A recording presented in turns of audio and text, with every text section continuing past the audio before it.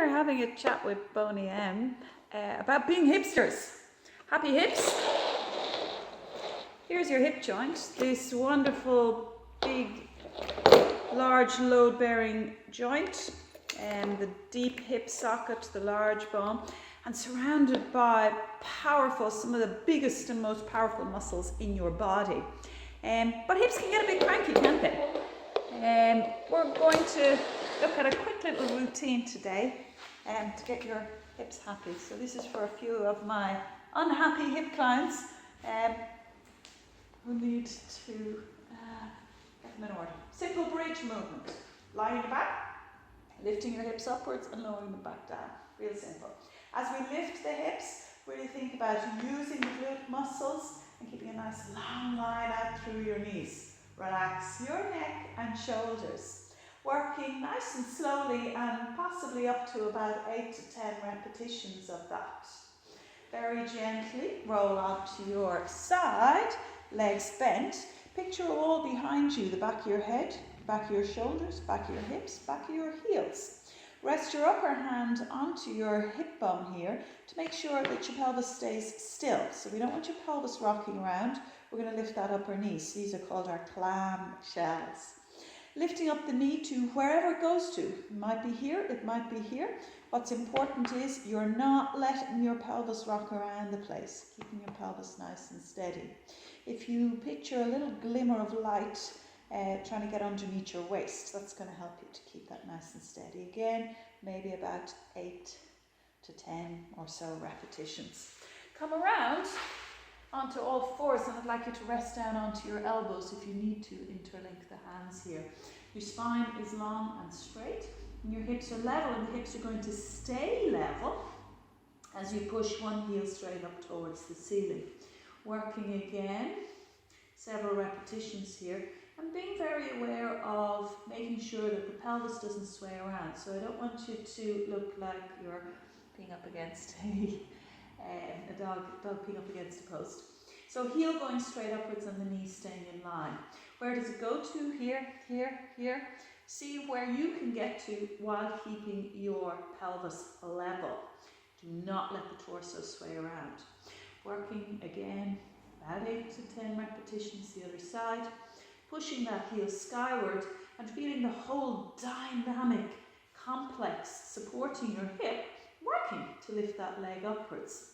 Then we can pop down and work our clam the other side.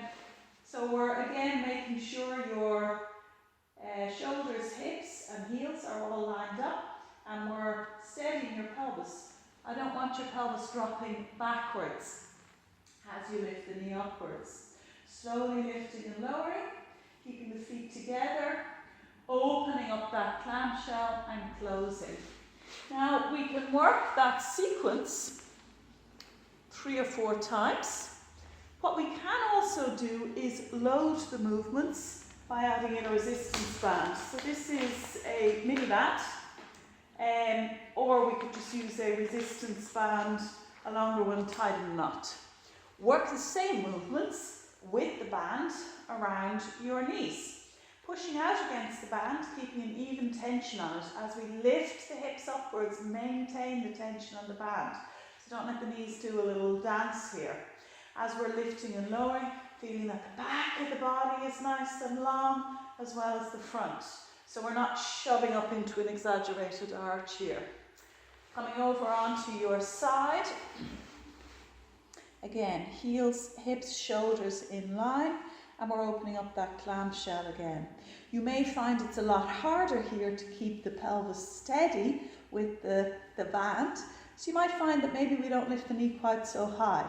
Pushing the knee up against the resistance of the band, looking for a nice, smooth, slow movement.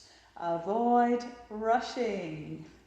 Once we've done our 8 to 10 or so there, come around and pop the band down around your feet.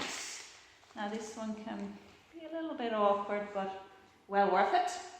Down onto those elbows again, and now we're pushing up against the resistance of the band. And you're going to find this is a lot tougher. Pushing up the knee in line with the body. We're not letting it stray out to the side. That heel going straight up towards the ceiling. It's not going out behind you, it's going straight upwards. Switching to the other leg. Feeling the resistance of the band is making your hip muscles and your thigh muscles work an awful lot harder here.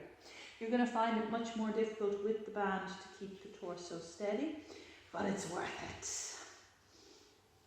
And once we've done our 8 to 10 that side, repeating the plan the other side. So popping the band back up around your knees and rolling over. Again, hand on pelvis to make sure it stays steady, opening and closing our clamshell. Our torso staying stacked and steady, the knee lifting up against the resistance of the band slowly and returning back down slowly. And you can do it all again.